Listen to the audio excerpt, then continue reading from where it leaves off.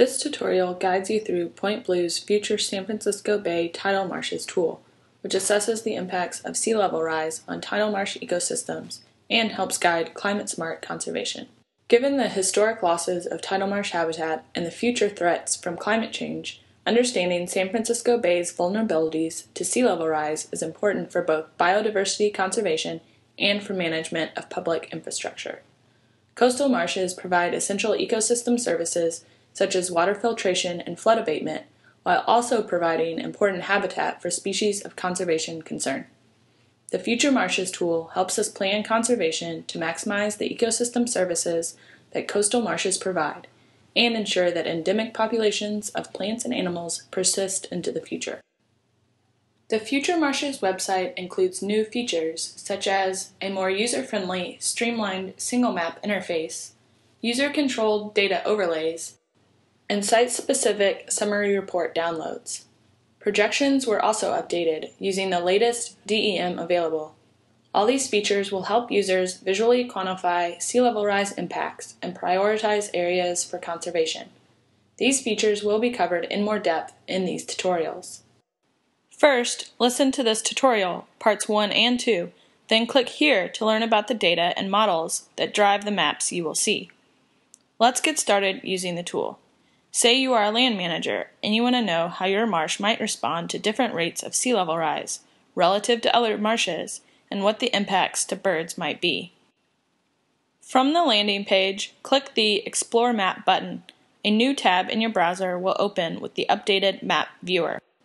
The map opens to display the whole bay. Navigate the same way you do in Google Maps, with the zoom bar and panning the map. Let's navigate to the Sonoma Baylands. The map defaults to the elevation layer in the current year, displayed as 2010.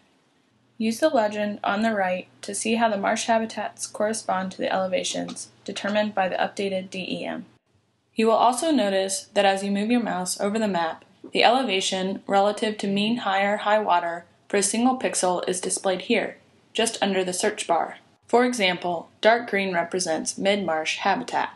Keep in mind that this map is based on an elevation model, including the present year, 2010, and no actual vegetation cover or land use went into determining the habitat type.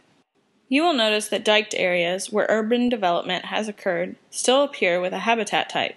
This is the corresponding habitat according to the elevation, and shows what the area would support if it were open to tidal action. Click on the levee layer here to mask out the non-tidal areas.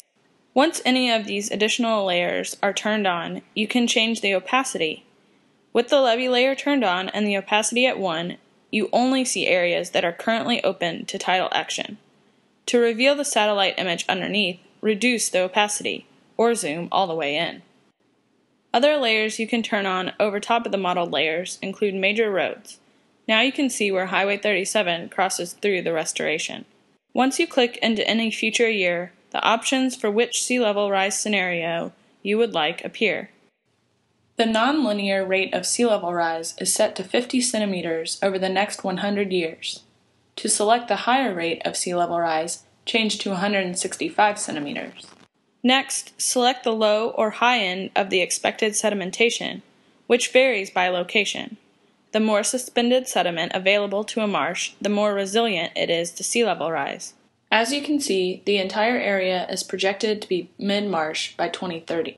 Finally, select the organic accumulation rate, which varies from 1 to 3 millimeters per year, depending on your location within the bay. You can learn more about these values in the About the Maps section. Now let's switch to the bird topic. Your selection from the elevation topic will remain, but now you can select one of the 5 tidal marsh bird species of concern to see the projected bird densities per hectare into the future.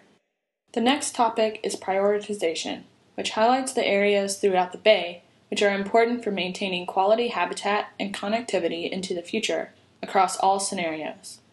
By synthesizing information from multiple scenarios, the prioritization map can be used to make decisions that are robust, even when considering uncertainty.